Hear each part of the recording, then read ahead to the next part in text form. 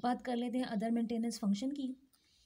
सिर्फ ये वाहिद क्लास है फाइलम मोलस्का की जिसका जो सर्कुलेटरी सिस्टम है वो क्लोज्ड सर्कुलेटरी सिस्टम है। अब मैंने आपको एक दफ़ा पहले भी एक्सप्लेन किया था कि ओपन सर्कुलेटरी सिस्टम और क्लोज सर्कुलेटरी सिस्टम क्या होता है। एक दफ़ा फिर इसी पॉइंट को देख लेते हैं। क्लोज सर्कुलेटरी सिस्टम में जो ब्लड वेसल्स होती हैं वो आगे जाकर मज़ीद छोटी वेसल्स में तकसीम हो जाती हैं। फिर उसके बाद वो कैपिलरी नेटवर्क जो है वो पैदा करती हैं जो कि सेलुलर लेवल पर, टिश्यू लेवल पर जो है बहुत छोटा माइन्यूट होकर नेटवर्क पैदा करता है और ये कैपिलरीज दोबारा मिलकर फिर वेन्स पैदा कर देती हैं। कहीं पर भी खून इन वेसल्स से बाहर नहीं बहता, जबकि जो ओपन सर्कुलेटरी सिस्टम है उसमें ब्लड वेसल्स आगे जाकर खुली स्पेसेस में ओपन हो जाती हैं। खून ब्लड वेसल से बाहर भी बहता है, आसपास जितने भी ऑर्गन होते हैं उनके साथ भी डायरेक्ट कांटेक्ट में होता है। तो ये जो खाली खुली जगह है जहाँ ब्लड वेसल खुल गई है इसको हम कहते हैं साइनस। यहाँ आप देख रहे हैं इसमें कुछ भी नहीं है, तो इसको हम कहते हैं क्लोज्ड सर्कुलेटरी सिस्टम और इस सिस्टम को हम कहते हैं open circulatory system. Phylum Mollusca में सबका ओपन सर्कुलेटरी सिस्टम है ये वाला, सिर्फ एक क्लास है सेफेलोपोडा जिसमें क्लोज्ड सर्कुलेटरी सिस्टम है।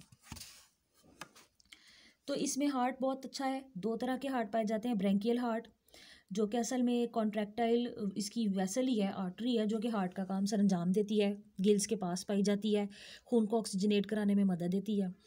और जो सिस्टेमिक हार्ट है वो ब्लड में खून पहुंचाने में मदद देता है।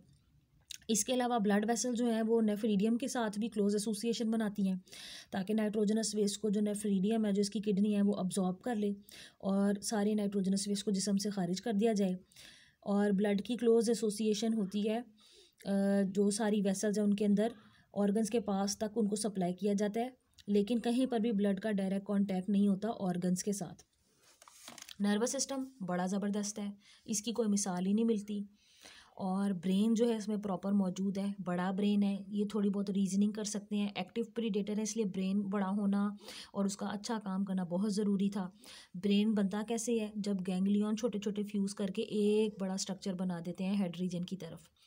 अच्छे तरीके से ये देख सकता है, सोच विचार कर सकता है, थोड़ा बहुत याददाश्त भी कर सकता है और डिसीजन भी ले सकता है, जो कि एक एक्टिव प्रीडेटर की अहम खसूसियात होती हैं।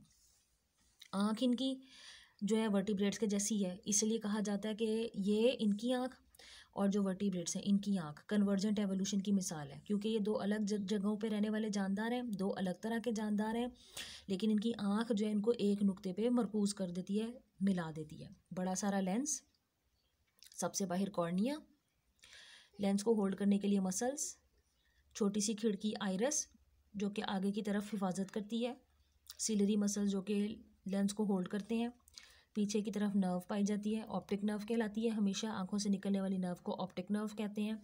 और अंदर है रेटिना, ये सबसे सेंसिटिव लेयर होती है जिसमें फोटोरिसेप्टर सेल्स पाए जाते हैं। ये अपने लेंस को आगे और पीछे की तरफ मूव भी कर सकते हैं। और जो इनसे छोटे जानदार हैं सेफेलोपोडा के, उनमें पिन होल कैमरा की तरह जो है वो आँख पाई जाती है। मिसाल के तौर पर आँख एक छोटा डब्बा नुमा स्ट्रक्चर है, उसमें छोटी सी ओपनिंग है जिसकी वजह से लाइट रेज अंदर जाती हैं और आगे की तरफ खासा अंधेरा है क्योंकि ये एक ऑर्गन है। तो ये छोटा सा स्ट्रक्चर जो है ये पिन होल कैमरा कहलाता है, फिज़िक्स के रूल्स में आपने पढ़ा होगा। तो इसी लेवल पर, इसी के मुताबिक, इसी रूल के मुताबिक जो सेफेलोपोड्स हैं जिनमें इस तरह की आँख मौजूद नहीं है उनमें पिन होल कैमरा वाली आँख पाई जाती है। ये अपने लेंस को आगे पीछे भी कर लेते हैं क्योंकि लेंस को होल्ड करने के जो मसल्स हैं वो कॉन्ट्रैक्ट रिलैक्स कर सकते हैं। तो जब किसी चीज़ को पास से देखना है, जब किसी चीज़ को दूर से देखना है तो अपने लेंस को मूव कर सकते हैं। तमाम मालूमात इनमें ऑप्टिक नर्व के थ्रू दिमाग तक जाती है।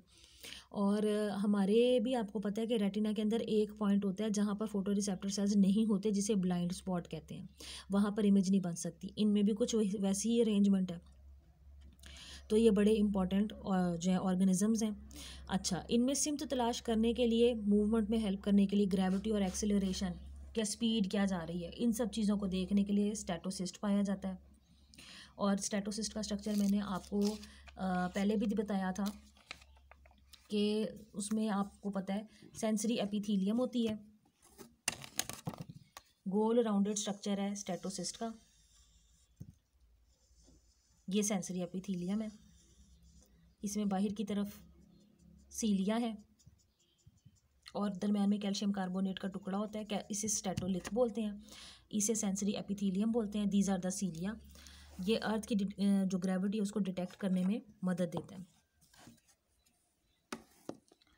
अब बात कर लेते हैं कि इनके जिस्म पे जो कलर्स पैदा होते हैं वो पिगमेंट सेल्स की वजह से होते हैं, जिनमें पिगमेंट्स पाए जाते हैं। इन पिगमेंट्स के काफ़ी सारे रंग होते हैं। ये पिगमेंट कंटेन करने वाले बड़े साइज़ के सेल क्रोमेटोफोर कहलाते हैं। क्रोमा का वर्ड कलर के लिए इस्तेमाल होता है। इन्हीं की वजह से इन जानदारों का मखसूस रंग होता है, कलर के पैटर्न होते हैं।